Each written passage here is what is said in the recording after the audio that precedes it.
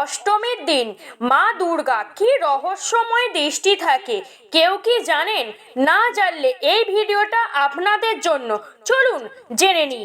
মা দুর্গা অষ্টমীর পূজায় শেষ সময় একটি অলৌকিক নিয়ম মানা হয়। অষ্টমীর শেষ 24 মিনিটে ভক্তরা কখনো সরাসরি মা দুর্গার মুখের দিকে তাকান না।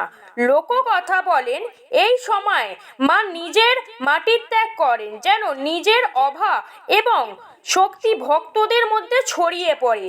বিশেষ করে চামুন্ডা মন্দিরে এই আচার আজও নিষ্ঠা ভরে পালন করা হয়।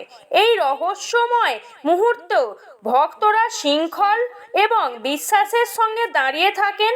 চোখ মেলেই যদি তাকানো হয়, মা দুর্গার করুণায় শক্তি পুরোপুরি প্রবাহিত হয়ে যায়।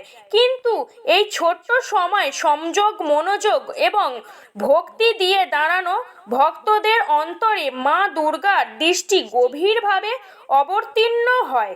এই আচার শুধু নিয়ম নয়, এটা ভক্তি সম্পূর্ণ এবং আধ্যাত্মিক সংযোগের প্রতীক।